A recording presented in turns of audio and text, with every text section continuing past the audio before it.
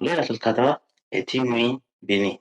Si cette nuit trouve un croyant dans l'adoration, que ce soit dans les nawafil, que ce soit dans la lecture du Coran ou les azkars, etc., les mérites que ce croyant gagne vaut plus de 1000 mois d'adoration. Donc, imaginons cette récompense, où seulement en une seule nuit, tu gagnes des mérites qui dépassent 1000 mois d'adoration.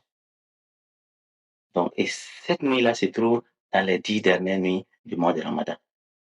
On a des hadiths qui montrent des nuits différentes. D'autres parlent de la nuit du 27e jour, d'autres parlent de la nuit du 29e, ainsi de suite. Il y a beaucoup d'autres hadiths. Mais ce que nous devrons comprendre, le plus important est de savoir que la nuit du destin se trouve dans les 10 dernières nuits du mois de Ramadan. Et comment le prophète sallallahu alayhi wa sallam a cherché cette nuit?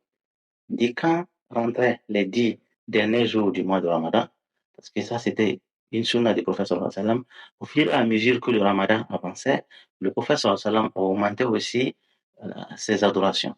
Donc quand les 10 derniers jours rentraient, le prophète sallallahu alayhi wa sallam s'est déménagé carrément pour être dans la mosquée et ne s'occupait que de l'adoration.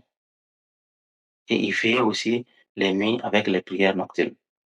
Et ça, c'est dans le but de la recherche de Laylatul Qadr.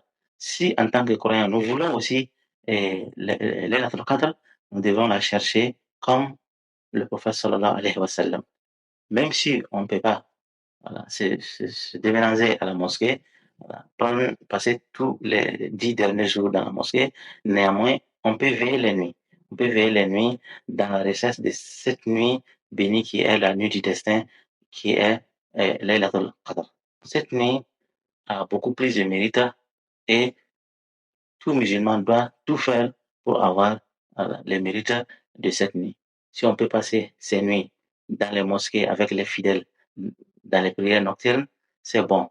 Mais s'il arrive qu'on ne peut pas le faire, même étant chez toi à la maison, il faut faire des prières, il faut lire le Coran, il faut faire des invocations, il faut faire des askars. Donc, le plus important, c'est de ne pas passer ces nuits-là dans le sommeil, en ne faisant que dormir.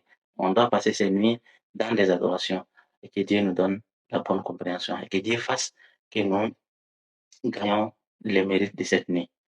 La sagesse qui se cache derrière du fait que la nuit du destin n'est pas identifiée, c'est pour que les croyants puissent redoubler d'efforts. Si on disait que la nuit du destin c'est telle nuit, donc les gens allaient dormir et se lever, voilà, se concentrer seulement cette nuit. Mais comme la nuit n'est pas identifiée, ça fait que les croyants, en tout cas, se mobilisent et font des efforts durant toutes les 10 dernières nuits dans la recherche de cette nuit bénie. Et en faisant des efforts aussi dans la recherche de cette nuit durant les 10 dernières nuits, donc ça ne fait qu'augmenter aussi nos mérites et que Dieu nous donne la bonne compréhension. Assalamu alaikum wa rahmatullahi wa barakatuh.